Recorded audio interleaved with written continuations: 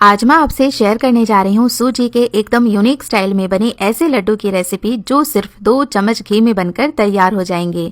और सबसे खास बात कि इसके लिए सूजी को भूनने की जरूरत भी नहीं पड़ेगी और ना ही सूजी का आटा लगाना पड़ेगा और टेस्ट ऐसा आएगा कि लड्डू खाते ही मुंह में घुल जाएंगे।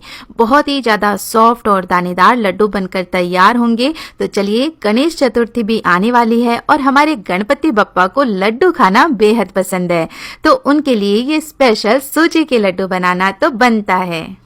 तो इसके लिए सबसे पहले लेंगे एक मिक्सिंग बोल और इसके अंदर डालेंगे सूजी। तो यहाँ पर इस मेजरिंग कप को माप करके टोटल मैं 2 कप सूजी का इस्तेमाल कर रही हूँ।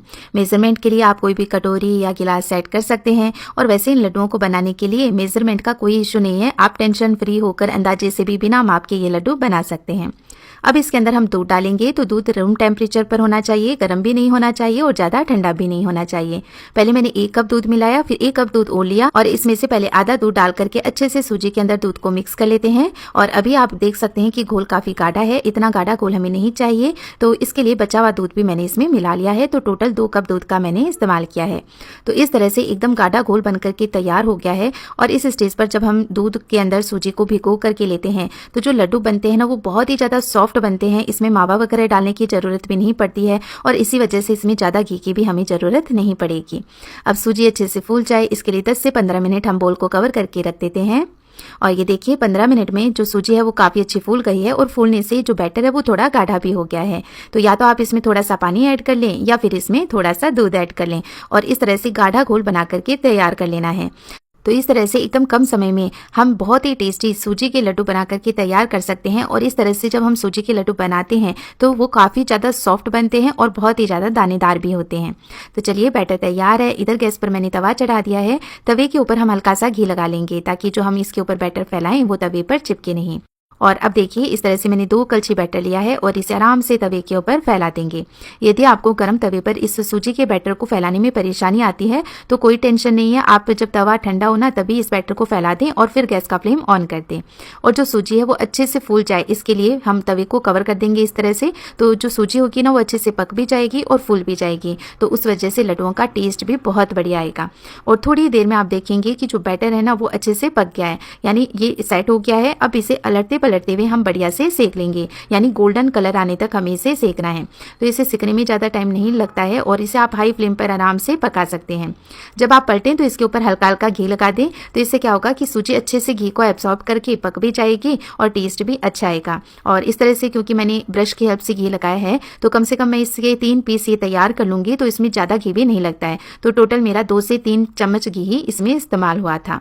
तो आप देख सकते हैं इस तरह से हमने एक आप चीला कह सकते हैं या रोटी कह सकते हैं बना लिया है। बहुत ही आराम से कम समय में ये बन करके तैयार हो गया है। और अब क्योंकि तवे पर घी पहले से लगा हुआ है तो मैं इसके ऊपर और घी नहीं लगाऊंगी और बचे हुए बैटर को भी इसी तरह से फैला करके बाकी के पीसेस बना करके तैयार कर लूंगी। तो बहुत ही आराम से ये बैटर फैल जाता है, कहीं से कटता नहीं है, फटता नहीं है। तो इजीली हम इस तरह से ये पीसेस बना करके तैयार कर सकते हैं। और जब ये ठंडे हो जाएंगे तो इन्हें इस तरह से छोटे छोटे पीसेस में तोड़ करके तैयार कर लें ताकि ग्राइंडर में हम इसे ग्राइंड कर पाएं।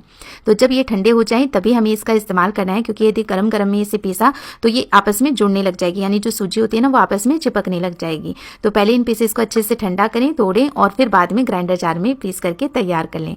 तो सारे ये पीस मैं ग्राइंडर जार में ट्रांसफर कर लूंगी और इन्हें ग्राइंड कर लूंगी। तो देखिए कितना बढ़िया दानेदार पाउडर बन करके तैयार हो गया है और सूजी का हर एक दाना कितने अच्छे से फूल गया है और ये बहुत ही ज्यादा सॉफ्ट है। यदि आपको लड्डुओं का जो टेक्सचर है ना वो थोड़ा सा सॉफ्ट नहीं चाहिए, थोड़ा सा क्रंची चाहिए, तो आप चाहें तो थोड़ा कढ़ाई के अंदर घी लेकर के इस मिश्रण को दोबारा से भून सकते हैं। लेकिन मुझे एकदम सॉफ्ट और दानेदार लड्डू खाना ही पसंद है सूजी के, तो मैंने इसे ऐसे ही रखा है और कच्चापन इसमें बिल्कुल भी नहीं है। तो हम लड्डू आराम से बना करके तैयार कर सकते हैं। अब बिना ड्राई फ्रूट्स के तो लड्डू खाने में अधूरे लगेंगे, तो थोड़े से हम नट्स को भी घी के अंदर फ्राई कर लेंगे। तो 1 चम्मच मैंने घी ले लिया है और इसके अंदर पहले मैं ये कटे हुए बादाम डाल दूंगी, कटे हुए काजू डाल दूंगी और 30 से 40 सेकंड के लिए पहले हम काजू और बादाम को भूनेंगे। और जब हल्का सा इनका कलर चेंज हो जाएगा तब हम इसमें किशमिश किशमिश भी ऐड कर लेंगे, क्योंकि किशमिश काजू और बादाम की अपेक्षा जल्दी पक जाती है। तो बस किशमिश फूल जाए इतना ही हम वेट करेंगे और फिर ये हमारे नट्स भी अच्छे से फ्राई करके तैयार हैं। इसे इसी मिक्सिंग बोल के अंदर ट्रांसफर कर लेंगे और इसी के साथ इन लड्डुओं का टेस्ट और भी बढ़ाने के लिए मैंने इसमें 1/4 कप नारियल का बुरादा भी ऐड कर दिया है। बहुत ही अच्छा कॉम्बिनेशन है सूजी और नारियल का, खाने में अच्छे लगेंगे लड्डू, लेकिन आप नहीं डालना चाहते हैं तो टोटली स्किप कर सकते हैं। इसके बाद इसमें बारी आती है मीठे की, तो यहाँ पर मैंने 1.5 कप खांड का इस्तेमाल किया है और देसी खांड का यहाँ पर मैं इस्तेमाल कर रही हूँ। आप चाहे तो चीनी को पीस करके उसका इस्तेमाल भी कर सकते हैं। खांड को बूरा या तगार भी कहा जाता है। फ्लेवर के लिए हम थोड़ा इलायची पाउडर ऐड करेंगे और थोड़ा सा इसे और भी कलरफुल बनाने के लिए मैंने ये हरे हरे पिस्ता भी इसमें ऐड कर दिए हैं और बस बढ़िया से सारी चीज़ों को मिक्स कर लेंगे।